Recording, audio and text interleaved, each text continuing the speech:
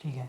Hello students, स्वागत है मेरे YouTube channel A1 passion education में। जैसा कि जान रहे हैं आप, मैं 2 क्लास सेंटेंस की बना चुका हूं और ये तीसरी क्लास है। मैंने लिखा है ऊपर क्लास 9, 10, 11, 12, यानी कि ये सभी जो पेपर होते हैं इंग्लिश के, उनमें ग्रामर सभी में सेम आती है। ऐसा कुछ नहीं, टेंस सभी में सेम पूछा जाता है। और मैं 9, 10 की बनाने लगा हूँ, उसमें कोई प्रॉब्लम नहीं होती। टेंस तो सभी को पढ़ना पड़ेगा, हालांकि आगे ग्रामर का लेवल अलग हो जाता है, बट टेंस सभी में सेम होते हैं। तो मैं क्लास 2 बना चुका हूँ, ये क्लास 3 है। और उसमें मैं 2 में एक प्रेजेंट इंडेफिनिट पढ़ा चुका हूँ और प्रेजेंट कंटिन्यूस। अभी मेरी तीसरी क्लास है प्रेजेंट परफेक्ट टेंस की। तो देखेंगे इसकी पहचान है हिंदी वाक्यों के अंत में चुका है, चुकी हैं, चुके हैं और लिया है, दिया है, किया है। जब भी ये सेंटेंस किसी हिंदी वाक्य के अंत में पाए जाएंगे, वह सेंटेंस प्रेजेंट परफेक्ट टेंस कहलाएगा। तो देखिएगा बनते कैसे हैं। फॉर्मूला देखिएगा। फॉर्मूला, जब सब्जेक्ट बहुवचन हो, अगर सब्जेक्ट बहुवचन हो तो क्या होता है। बहुवचन वाले सब्जेक्ट देखेंगे, दे, यू, वी और आई, ये सब बहुवचन सब्जेक्ट होते हैं। इनके साथ हेल्पिंग वर्ब हैव का प्रयोग किया जाता है और मेन वर्ब की थर्ड फॉर्म, और फिर आता है ऑब्जेक्ट। देखेंगे एग्जाम्पल ये बनाते कैसे है, देखें। जैसे राम बे बाजार घूमने जा चुके हैं। तो बे चूंकि बहुवचन है तो लगाएंगे दे। इसकी सब्जेक्ट मीनिंग क्या है, दे। अब ये चूंकि बहुवचन है, सब्जेक्ट बहुवचन है, तो इसके साथ हेल्पिंग वर्ब हैव लगाएंगे और फिर जाने की थर्ड फॉर्म, इसमें थर्ड फॉर्म यूज होती है। थर्ड फॉर्म है जाने की गोन। और कहाँ जा रहे हैं वो, घूमने। वॉक किधर, लेकिन घूमने जा तो रहे पर कहाँ जा रहे हैं, मार्केट, द मार्केट। देखेंगे ये तो था सब्जेक्ट अगर बहुवचन हो।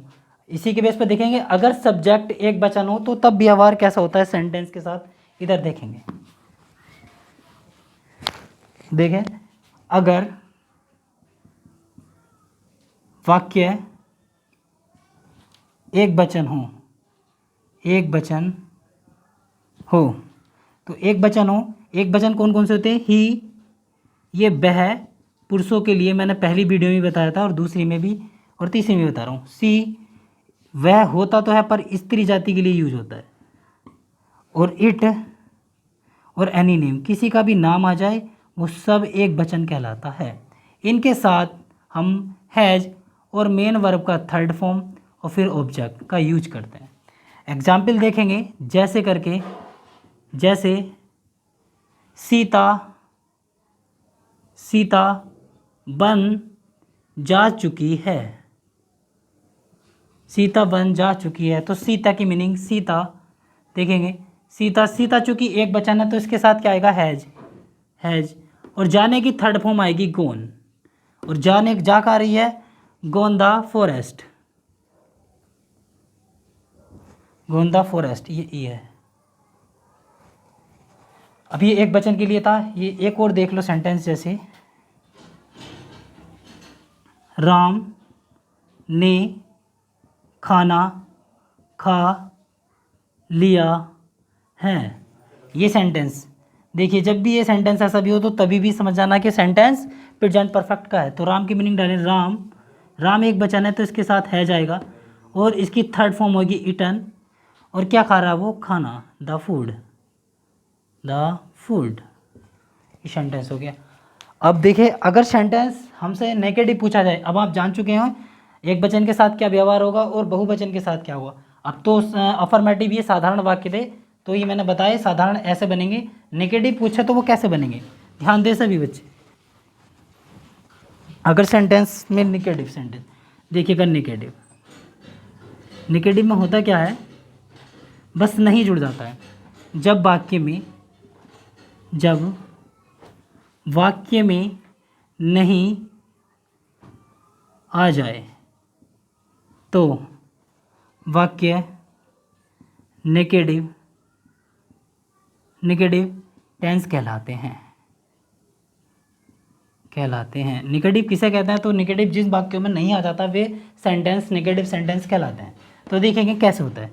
अब आप जानते हो, मैं आप बता चुका हूँ सब्जेक्ट एक वचन और बहुवचन वाले कौन कौन से सब्जेक्ट है। अगर सब्जेक्ट एक वचन है तो हैज आएगा, बहुवचन है तो हैव आएगा। मेन वर्ब के नेगेटिव सेंटेंस देख रहे हैं ना, तो इस हेल्पिंग वर्ब के बाद नॉट का प्रयोग होता है और उसके बाद आ जाता है मेन वर्ब का थर्ड फॉर्म, फिर आ जाता है ऑब्जेक्ट। तो देखेंगे एग्जाम्पल, जैसे सीता बन नहीं जा चुकी है। तो सीता एक वचन है, इसके साथ है जाएगा और चूंकि नहीं है इस हेल्पिंग वर्ब के बाद नोट आएगा और फिर मेन वर्ब की थर्ड है तो जाने की थर्ड फॉर्म क्या है? गोन लगा देंगे। उसके बाद ऑब्जेक्ट क्या है इसमें? जाने का काम बन, तो अदर वर्ड में लिख दे बन द फॉरेस्ट। अब अगर सेंटेंस के अंदर सब्जेक्ट बहुवचन आ जाए तो क्या होगा?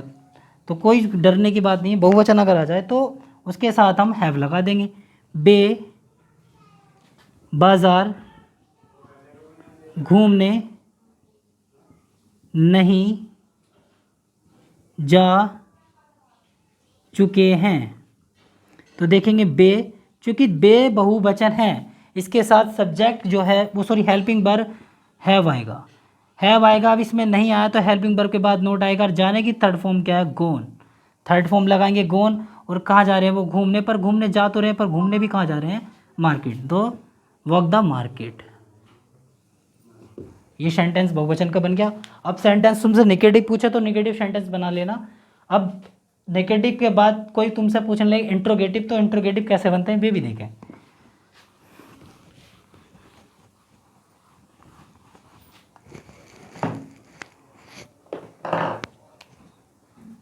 सेंटेंस देखेंगे